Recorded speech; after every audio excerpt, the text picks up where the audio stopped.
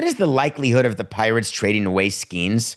There's a lot of talk about the Pirates trading him away when he has value. Are the Pirates going to pull a Nico? Is that a new expression that I'm missing, Coke? Is that a boomer expression? Are the Pirates going to pull a Nico and trade away their Luca? Also, I'm hearing trade rumors about Stanton. I know that's your guy, so I wanted to ask if they will let him go. Well, I appreciate that. I appreciate all these. What an unbelievably quick hour. We only have like 10 minutes to go, Coca, and there's so many more voicemails and questions. Keep them coming. We'll do it again next Wednesday.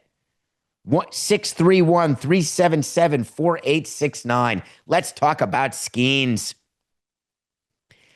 Ben Cherington, the GM of the Pittsburgh Pirates, the fantastic Pittsburgh Pirates, who can't seem to win a game no matter how well Paul Skenes pitches, including last night when Skenes, I watched him pitch against the Astros, and he was dealing.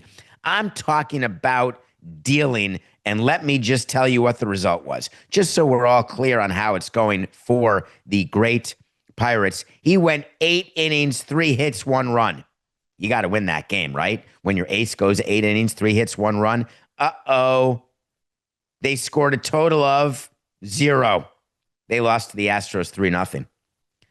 Lance McCullers Jr. gave you 6 scoreless innings, and the bullpen did the rest. Ben Cherington said it's not under consideration to trade Paul Skenes, and I say as a Pirates fan or as the president of the Pirates, what are you talking about? Every player needs to be under consideration to be traded. It doesn't mean he's going to be traded. How do you run an organization where you've got people in it that are so protected that they don't even have to do their job? They can just be around and they get paid for doing less. Everyone's got to be under consideration to be fired. Everyone's got to be under consideration to be traded. Every free agent has to be under consideration to be signed. Always.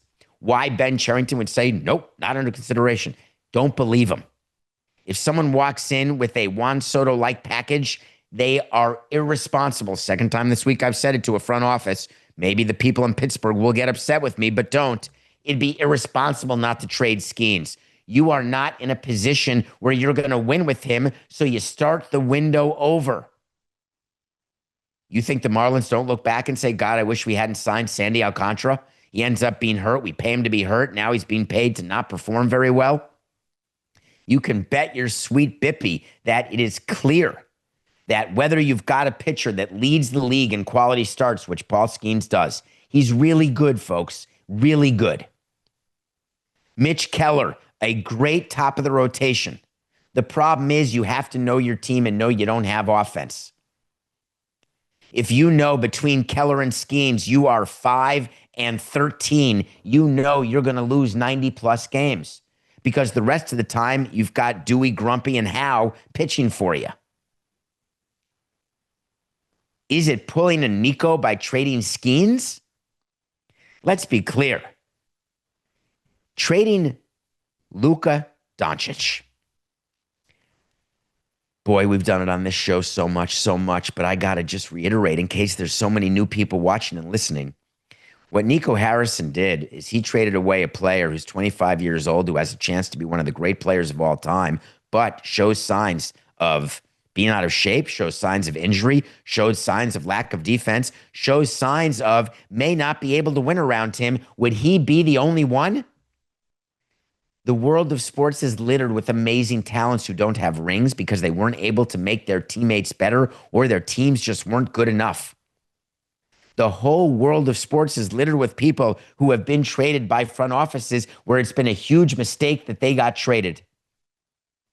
But the whole world is full of executives who have traded players where the fans, the audience, and the media said, what are you doing? And it turned out to be the smartest thing they could ever do.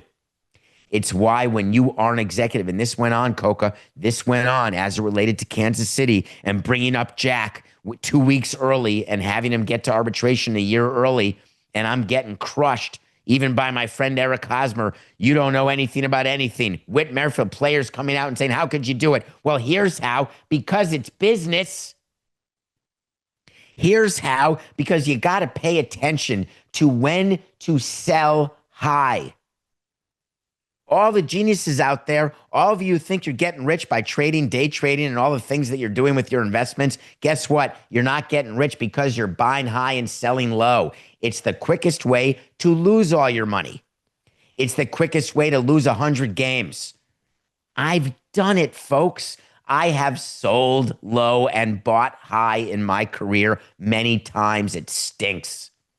All we try to do is buy low and sell high, find a bunch of minor league free agents, make them perform, and then trade them to get extra pieces that you otherwise wouldn't have gotten. It's like the dream. I'm not saying the Pirates should trade Paul Skenes right now. No, there is no reason to. He is not yet even in the arbitration world. What I am saying is that it makes a whole lot of sense to look at a trade for all of your players every single day. It's what we do for a living. We don't say no just for the purpose of saying no. That would be asinine.